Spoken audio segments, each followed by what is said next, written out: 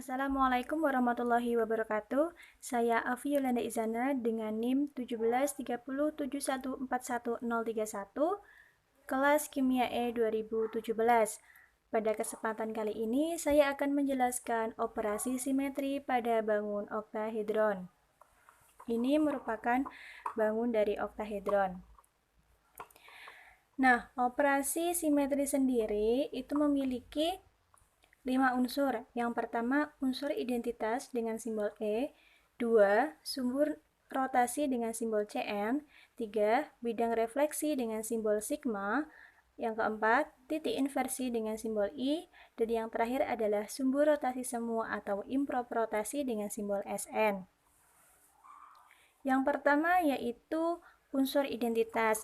Setiap bangun molekul itu pasti memiliki yang namanya unsur identitas, karena unsur identitas itu merupakan molekul itu sendiri atau bangun itu sendiri. Jadi tidak perlu dirubah-rubah, jadi dibiarkan saja. Yang kedua yaitu sumbu rotasi dengan simbol Cm. Nah, sumbu rotasi pada bangun oktahedron ini memiliki 3 sumbu rotasi. Yang pertama yaitu C2, C4, dan C3. Sumbu rotasi C4 itu bisa pada sumbu Z, sumbu Y, dan sumbu X. Ini sumbu Y, dan sumbu X. Pada bangun oktahedron ini bisa memiliki C4 karena dia bisa diputar 90 derajat. Dari 360 derajat dibagi 4, jadi hasilnya 90 derajat. Nah, jika diputar 90 derajat, dia tidak terbedakan atau sama, seperti itu. Jadi misalnya ini terhadap sumbu Z ya. Ini terhadap sumbu Z. Ini atom 1 dipindahkan ke atom 2 atau diputar 90 derajat. Misalnya seperti ini. Ini diputar 90 derajat ke atom 2, jadi seperti ini. Tidak terbedakan. Atom 4 ke atom 1, tidak terbedakan. Atom 3 ke atom 4, atom 2 ke atom 3, dan ini nanti kembali ke bentuk semula. Nah, artinya bangun ini adalah bangun simetri karena tak terbedakan. Sama halnya untuk terhadap sumbu Y maupun sumbu X diputar 90 derajat, nanti hasilnya tak terbedakan, seperti itu. Kemudian ada C2.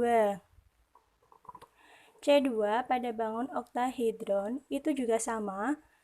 Dia ada di sumbu Z, sumbu Y, dan sumbu X. Di sini. Nah, C2 itu nanti bangun ini diputar 180 derajat. Dari 360 derajat dibagi 2 jadi 180 derajat. Misalkan ini ada C3 ini, C4 aja. C4 ini diputar 180 derajat searah jarum jam.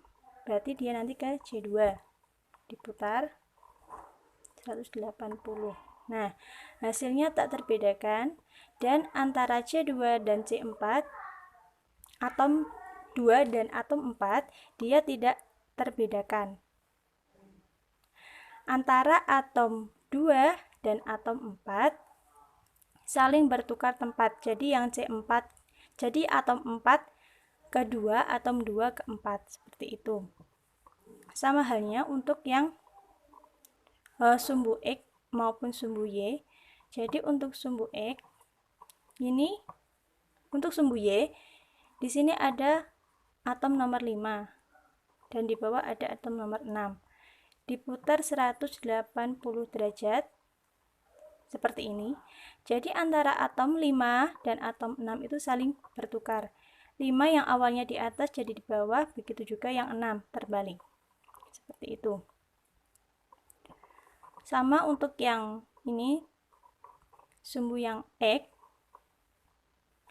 Ini ya, perlakuannya sama, diputar 180 derajat, nanti hasilnya mereka tak terbedakan. Untuk yang C2 tadi kan bisa di sumbu Z, ini sumbu Z, sumbu Y, maupun sumbu X. Tetapi C2 juga bisa di antaranya,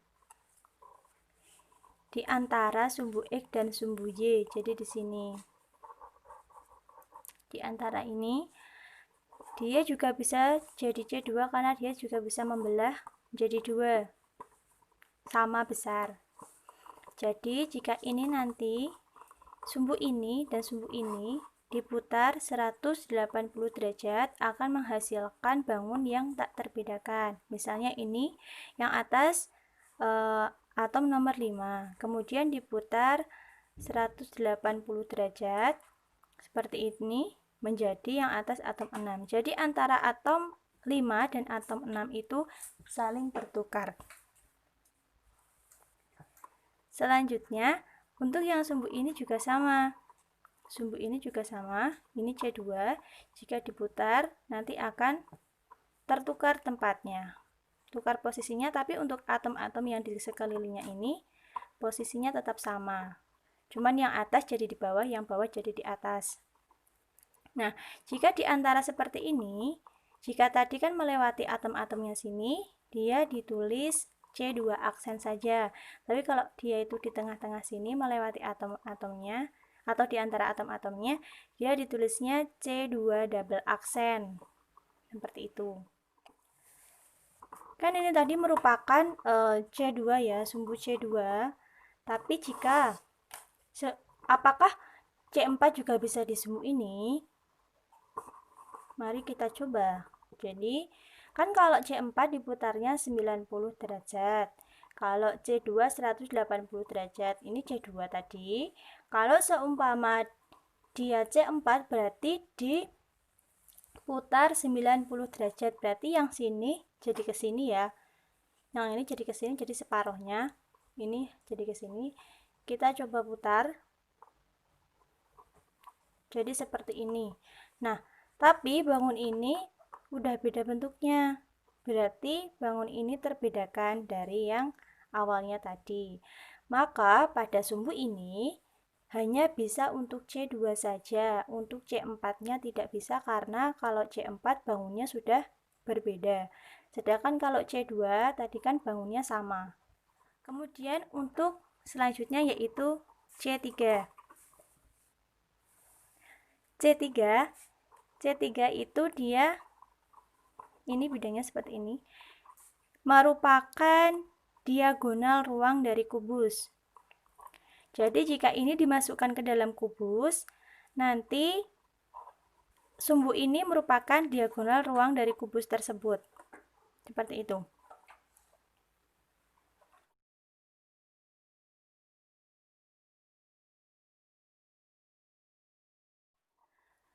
Selanjutnya, yang ini merupakan segitiga. Jadi, dia bisa memiliki C3, di mana C3 itu 360 derajat dibagi 3, hasilnya menjadi 120 derajat. Jadi, bangun ini nanti diputar 120 derajat, akan menghasilkan bangun yang tak terbedakan dari awalnya. Jadi, seperti ini ya. Ini diputar atau begini saja. Yang ini diputar 120 derajat ke sini. Jadinya ini gini. Dan ini ke sini sama. Akan menghasilkan bangun yang tak terbedakan. Jadi dia adalah bangun simetri. Seperti itu ya. Lalu bagaimana kita menentukan sumbu utama dari ketiga sumbu rotasi ini? Sedangkan pada C2 dan C4 itu bisa pada sumbu Z, sumbu Y maupun sumbu X. Seperti itu, dan ini ada C3. Nah, mana yang merupakan sumbu utamanya? Jadi perlu diketahui, sumbu utama itu terletak pada sumbu Z. Dan sumbu utama itu memiliki nilai N yang paling tinggi atau yang besar. Jadi, antara C2, C3, dan C4 yang memiliki nilai N paling tinggi adalah C4.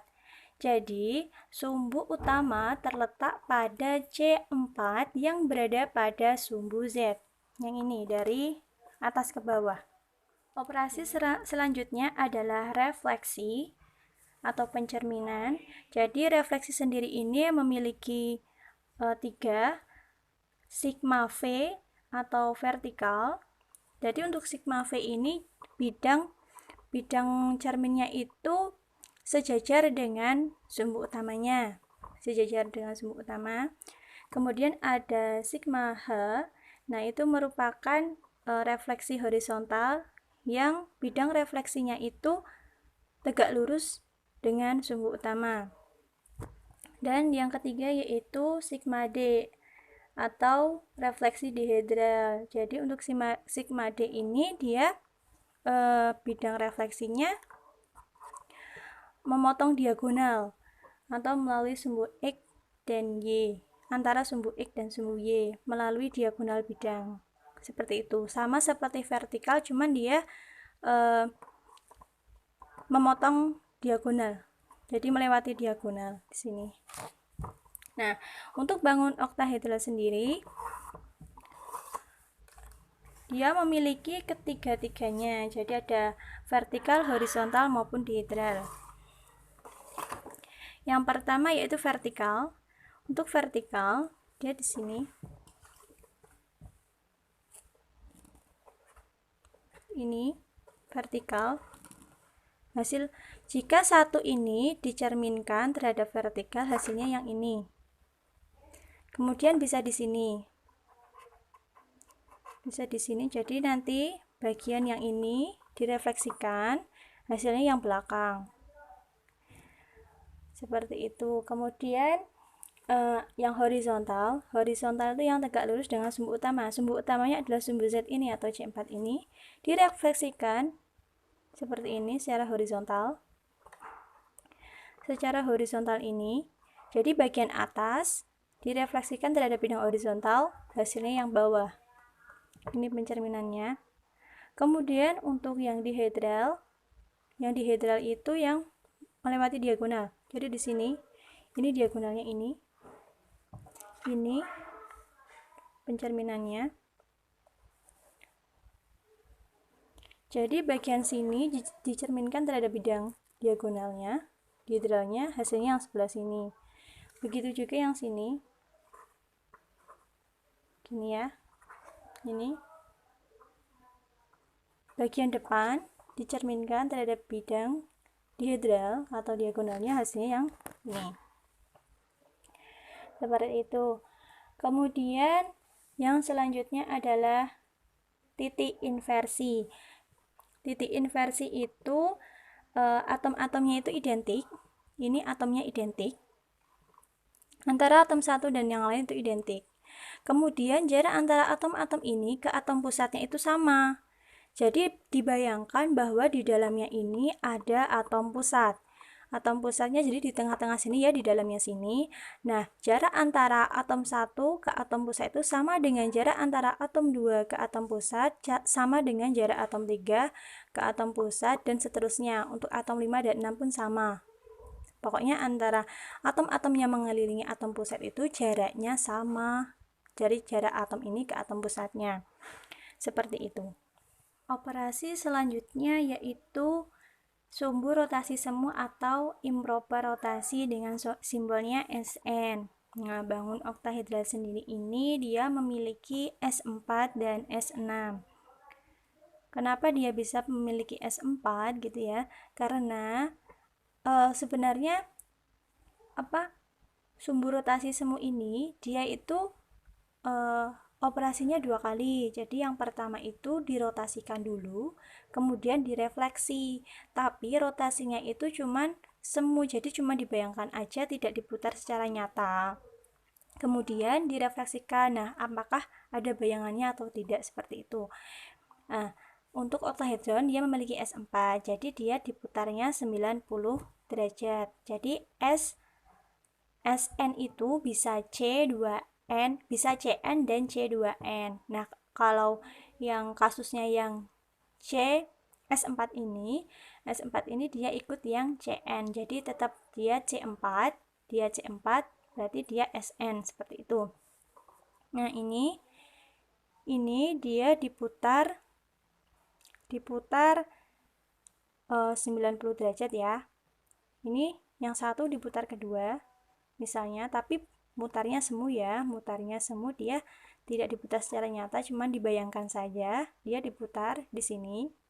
Nah, berarti kan atom satunya di sini sekarang, kemudian dicerminkan secara tegak lurus terhadap sumbu utama. Sumbu utamanya adalah sumbu Z atau C4-nya, dicerminkan tegak lurus. Apakah ada bayangannya atau tidak? Nah, di sini ada bayangannya. Berarti dia memiliki S4. Begitu juga seterusnya. Seperti itu. Kemudian untuk yang S6. S6 dia pakai yang C3.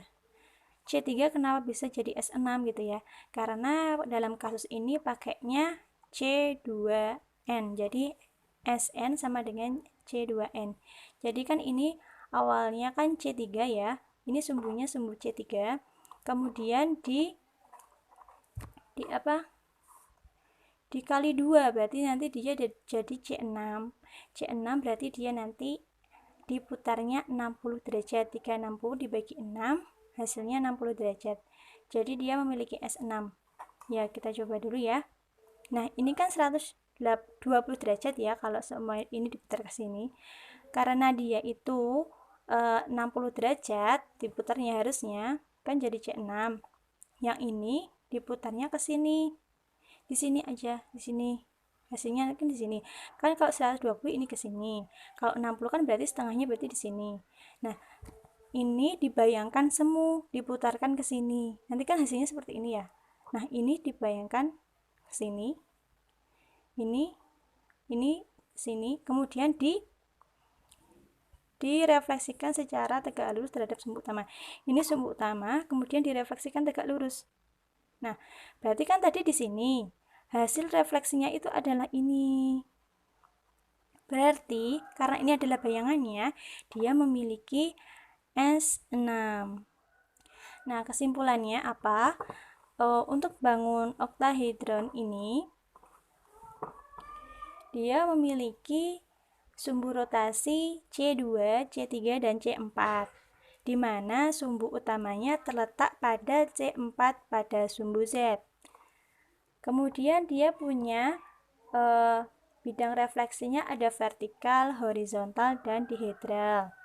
Karena vertikal itu sama dengan dihedral, maka yang ditulis dihedral aja. Selanjutnya dia punya titik inversi.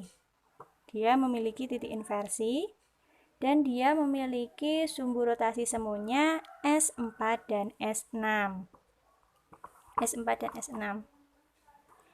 Nah, cukup sekian video dari saya. Semoga video ini bisa bermanfaat. Sekian dari saya. Wassalamualaikum warahmatullahi wabarakatuh.